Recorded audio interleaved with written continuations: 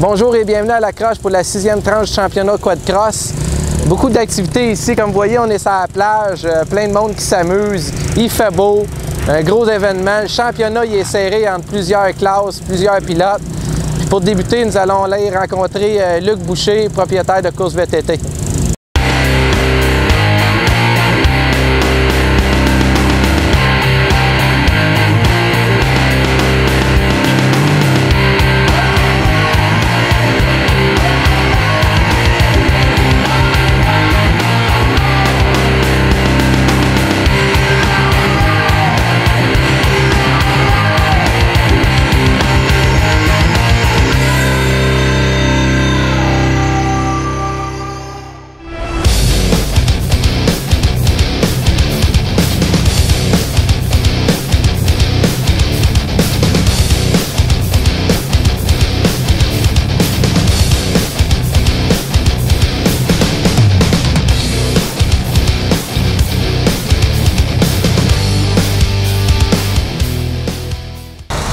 Bonjour, nous sommes avec Luc Boucher, propriétaire de Course VTT. Ça va bien, Luc? Bien, toi? Ben oui. On est à La Croche aujourd'hui, on voulait commencer avec toi parce que je pense que tu aurais une petite nouvelle à nous annoncer. Ouais, exactement, j'ai un texte que j'ai bâti pour, vous allez comprendre après je vais l'avoir lu. C'est un résumé, mais je vais vous lire ça. Parfait, vas-y avec ça. Merci. Quelques mots pour faire taire les rumeurs qui prennent une ampleur impressionnante et ne sont pas fondées. C'est vrai que l'année 2013 est très difficile à plusieurs niveaux.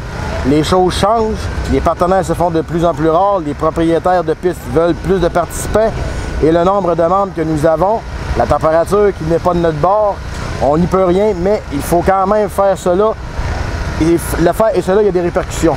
On ne rajeunit pas, il est temps pour nous de ralentir et de préparer la relève. Cette relève-là ne peut pas être seulement sur nos enfants. Nous travaillons en étroite collaboration avec la FQE MHR depuis plusieurs années et nous souhaitons que ce soit elle qui prenne en charge le championnat quad-cross à partir de l'été prochain. Les discussions sont en cours depuis plusieurs mois déjà. Daniel Lheureux, que vous connaissez comme prof à l'Académie 819. Qui est animateur justement aussi exactement, à Refill TV. Il fait partie du conseil d'administration aussi de la FQE MHR. A été mandaté par le conseil d'administration à étudier le dossier et faire des recommandations. Il peut vous contacter, ou il l'a déjà fait à ce sujet et c'est parfait. Il connaît et aime ce sport, il connaît aussi le fonctionnement et ce sera un atout important pour la suite des choses. Il est certain que nous ne voulons pas être de retour pour la gestion complète du championnat l'an prochain. Nous ne voulons pas quitter en claquant la porte non plus. Si la fédération reprend le sport tel que nous le prévoyons, ça je vous dirais à 99,9% des chances, là, nous désirons les appuyer en demeurant pas sur le terrain afin que la transition se fasse graduellement, former d'autres personnes, mais il faut s'attendre à certaines choses qui vont changer dans l'avenir. Voilà. Merci, Luc. Ça fait plaisir. Merci tout le monde. Très bien dit. Vous allez en savoir plus au courant regarde, je vous dirai, de l'année jusqu'à la fin de l'année. Je pense qu'il va y avoir de quoi qui va se développer. Là, officiellement, je devrais avoir la réponse de la fédération le 27 septembre. Donc, de là, ça devrait s'encheminer pour l'année prochaine. Soyez patients. Tout ce que je peux vous dire, soyez patients. Fait qu'il faut pas dire au monde de partir en peur, partir toutes les rumeurs. C'est de quoi qui va continuer. C'est juste que la gestion va continuer. Transition, juste une transition. Puis en passant, Luc, moi j'apprécie tout ce que tu as fait pour le monde du sport. On espère que tu vas être là encore. Parce que tu fais une très bonne job. Je vais être encore là, mais c'est juste que je veux diversifier mes choses. Je veux pas dans le calendrier qu'on a eu cette année, on a eu un mois d'inactivité de course. Ça fait 10 ans que j'ai pas eu un mois de vacances de course durant l'été. J'ai apprécié. Ça veut pas dire que j'aime pas le sport. C'est juste que là, je suis rendu à penser à ma famille, à moi. Ben, tout le monde, hein, tu sais, tout le monde, des fois, il y a des fins de semaine, ah, moi, je peux pas, j'ai ci, moi, je peux pas, j'ai ça. Mais toi, là, des fois, il y a des dates qui te conviennent pas, puis tu es obligé de vivre avec. Exactement, exactement. Avec les années, puis c'est pas plate que je vais dire, mais avec les années, la gang de chums que j'avais, il y a 10 ans, 15 ans, ben désolé, ils sont passés à autre chose, parce que moi, j'étais concentré sur ces choses-là. Fait que c'est correct. Mais, tu sais, il faut réaliser qu'à un moment donné, il faut s'amuser. Puis présentement, j'ai moins de fun de nos courses. Il y a quelques années, certains peut-être se le rappelleront, j'ai toujours dit, mais j'ai plus de plaisir, ça va sentir la fin. Ça s'en vient tranquillement. Mais pas pour l'année prochaine, probablement pas pour l'autre. faut juste modifier les choses qu'on ait encore le goût de revenir aux courses. Ben, c'est comme une entreprise. Hein? Il y en a qui laissent ça aux plus jeunes, puis tu l'as bien dit. S'il y a une autre association qui prend ça en main, ben, ils vont suivre les traces parce que les traces sont bien faites. Ça, c'est sûr. Sur les mêmes bases. Merci, tu l'as. Merci. Je souhaite un bon week-end. Merci.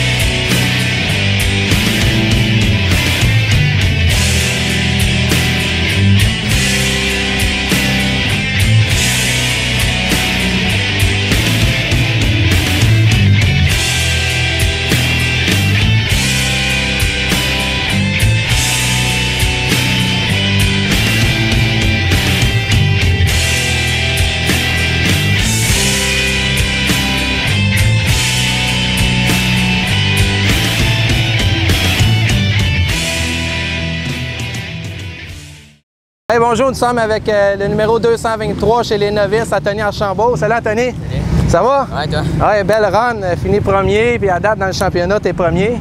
Ouais. L'année prochaine, ça va être le saut chez les semi-pros. Ouais. As-tu hâte? Ouais. Ouais, ça roule en tabarnouche pour les jeunes de cet âge-là. Là, c'est vraiment impressionnant. Là. Félicitations. En passant, Anthony, y a-tu des commanditaires tu dois remercier? Ouais. Honda Saint-Basile, qui m'aide pour les pièces de mon 4 roues. Ultimate Performance. Puis Mark Racing, mon père, mes parents. Ah ouais, c'est ça. Surtout le père, il en fait beaucoup dans le garage. Hein? Ouais. Hey, mais félicitations, lâche pas. Merci.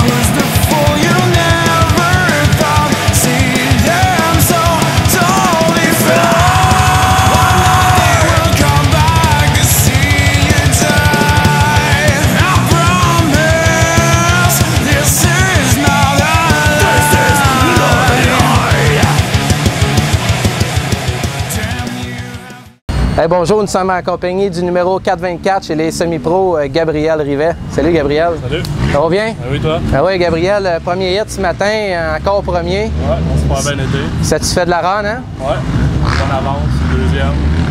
On gardait le beat pour pas casser ça, garder de l'endurance. Puis à date, dans le championnat, t'es premier. Ouais. Fait que ça se passe bien. Il n'y a pas beaucoup d'écart entre le deuxième. Fait qu'il faut pas lâcher, là. Il reste 3 événements, puis ces 3 événements, il faut que ça finisse en beauté. Ouais, sinon ça peut tout changer. L'année prochaine, c'est chez les Inter.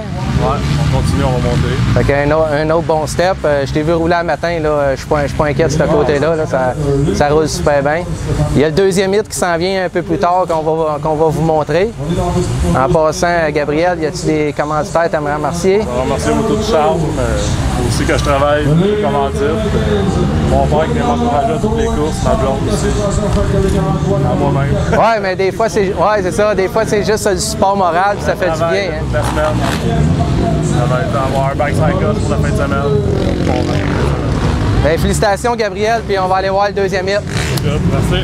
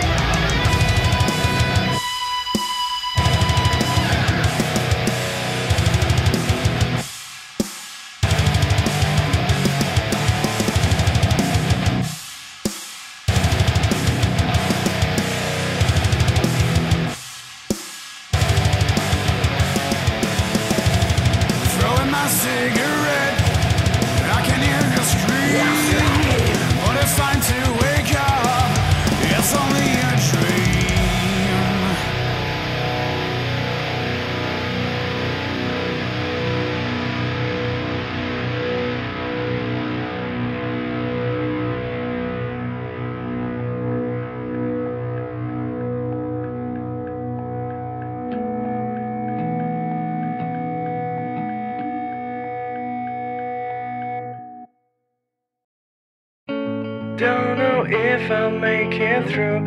It's not easy to do. Narcotics rip myself into. I gotta find the proper glue to stick back pieces together. Rebuild the puzzle of my mind. It will take all the time I need. When I'll go out, I'll be complete. Cold shiver running down my spine. Wild sweat on my forehead. Really start to lose my mind. There's dysfunction in my head. I miss the time I was a child, having hope and trust in life. I used to have a lot of dreams, but now I dream of what I'm not. Can't fall asleep. Darkness surrounds me. Too early awake, but I'm still stuck in this nightmare. I'm in a fight against myself. Cold shiver running down my spine. A wild sweat on my forehead. Really start to lose my mind. There's dysfunction in my head. I miss the time I was a child, having hope and trust in life. Judy, ça va bien? Oui, toi? Ben oui, comment t'as trouvé ça? Ben, c'est super le fun, finalement, je stressais pas bien. Puis là, on a vu que le départ était plus difficile, mais c'est pour laisser des chances aux autres, c'est ça? C'est ça, vous avez tout compris. Hey, félicitations, bravo! Bonjour Claudia. Bonjour, ça va salut, bien? Bien sûr, et toi? Oui, comment t'as trouvé ça? Ben, c'était vraiment le fun, là. C'est-tu des premières fois? Mais c'est un circuit, là. Je parle pas nécessairement pas de j'ai déjà routine. coursé, là, 6-7 ans, là. Fait que là, c'est un retour pour moi. C'est la première fois que je revenais sur une track, là, officiellement, là, Ben, si on veut. Là. Félicitations. Fait que là, t'as juste à dire à ton chum qu'il te monte un 4 roues. Ben, c'est déjà le mien. Ah, ben oui, mais ça va être fait pour les prochaines courses. Ben oui. Merci. Merci à toi. Bye-bye. Bye.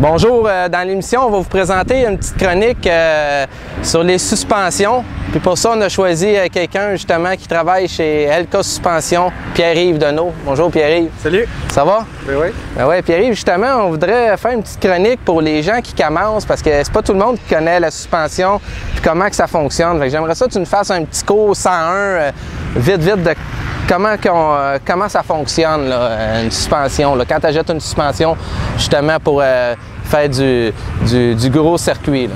OK.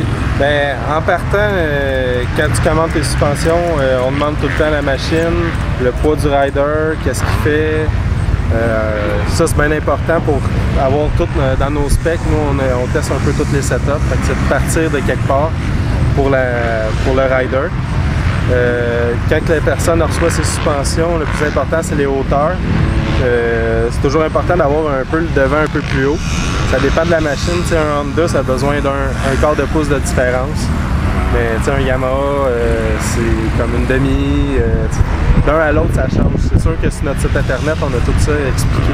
Puis il y a le poids du pilote aussi qui embarque là-dedans. Embarque là-dedans. Fait que c'est sûr que quand ils reçoivent, c'est pas parfait. Tout change un petit peu, fait que c'est important, la grandeur des pneus, tout ça peut faire changer l'angle. Fait que c'est important de vérifier ça avant de commencer avec un clic ou n'importe quoi, c'est vraiment la base à faire. De mettre le basic stable, faire un fine-tuning, puis après commencer à tester avec les rebonds, ces choses-là. Là.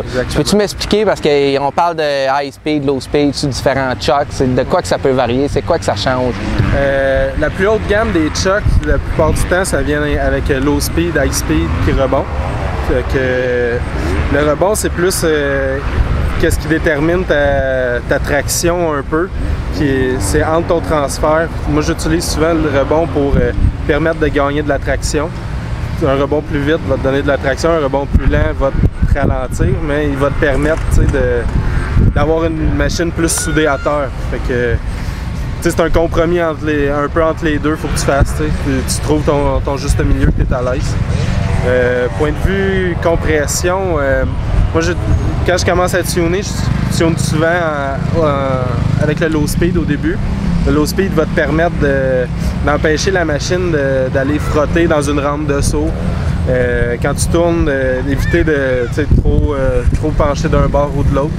Fait que c'est important que tu trouves que donner du poids à la roue, c'est un low speed plus lourd, plus mou, plus dévissé finalement. Et si tu as besoin de quelque chose qui accroche plus, qui reste haut, fait que tu vas te mettre plus dur. Je pense que vous avez un support technique justement pour aider les gens, parce qu'il y en a qui achètent ça, c'est sûr qu'il y en a qui en vendent des used, il y en a qui changent à chaque année, les nouveaux modèles sortent, les gars ils en rachètent, mais je pense que c'est important justement de vérifier le poids de la personne qui l'a présentement, puis faire un valving. Là. Pour en faire des chucks, c'est quoi, tu conseilles ça combien de temps? Hein? Je te dirais, il n'y a pas vraiment d'heure, c'est de l'usure. Au moins minimum à chaque saison. Les VTT un peu plus gros en partant que tu sais que tu fais beaucoup d'heures dans une saison. Calibre Pro, c'est sûr que les gars ils font ça à mi-saison et ils repartent en neuf.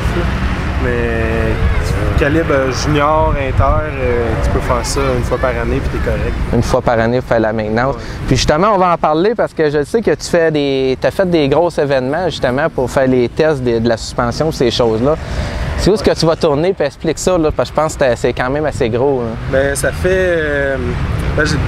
au tout début, j'ai commencé à courser à MX. Ça fait 4 ans que j'ai bifurqué un peu en enduro puisque je m'avais fait mal à un genou. Là, je cherchais de l'adrénaline, j'ai décidé de commencer à faire les Bajas. C'est au sud de la Californie. Je suis la série au complet. J'y avais déjà été en 2009, on avait gagné. Là, je me suis mis full dedans pour faire la série au complet. Puis juste comparer là, avec le 12 heures, parce que le monde ici entend parler souvent du 12 heures, connaissent un peu le 12 heures, c'est quoi les différences qu'il peut y avoir avec le 12 heures? Bien, le 12 heures, c'est sûr que c'est une piste que, après chaque 4 heures, ça se refait. Puis on vire en rond, c'est toujours le même circuit. C'est sûr que tu peux être Tu peux pousser à 110 % là-dedans tout le temps, puis essayer toujours d'aller plus vite. Mais au Baja, tu peux pas faire ça parce que c'est de l'inconnu. Tu passes seulement une fois à la même place. OK, fait que ça dure combien de temps? Le 250, on l'a terminé en 6 heures. Le 500, on l'a fini en 13 heures. Puis le 1000, c'est environ 24 heures, là, une journée de course au complet. Ça, c'est une course on a toute la même machine. On n'a pas le droit de changer de moteur, on n'a pas le droit de changer de frein. Puis il faut que tu fasses toute la course comme ça. Puis on a des relais, mais c'est pas des relais dans un puits. Il faut que tu trouves un point d'accès que tu peux changer de pilote. Fait que c'est beaucoup de préparation, de planning avant course, puis pendant la course, il faut que tu sois prêt à tous les imprévus. Tout peut briser. Tu es au milieu de nulle part des fois. Ça reste de la mécanique. Oui, ça reste de la mécanique. Tout peut briser. Au dernier 500, j'avais juste donné un exemple, ma section, c'est 6 heures de temps. Quand j'embarquais sur le bicycle, j'avais 6 heures à faire. Je faisais des puits j'arrêtais des places juste pour mettre du gaz puis je repartais. Fait qu'il n'y avait pas vraiment d'outils, rien. Je voulais que ce soit hyper fiable. Puis c'est ça tout le long de la course. C'est des grosses sections. Puis tu passes pas à la même place. Fait que des fois ils me disent c'est quel type de terrain. Descends en Floride en truck, mais ils regardent à côté de toi, tu vois tout, c'est 1000 km, c'est 1000 milles, fait que c'est 1600 km. Fait que tu vois de tout, de la roche, du sable, des montagnes, il faut que tu traverses à travers des déserts, faut que tu traverses à travers des rivières. Vraiment de l'adrénaline pour ça. Là.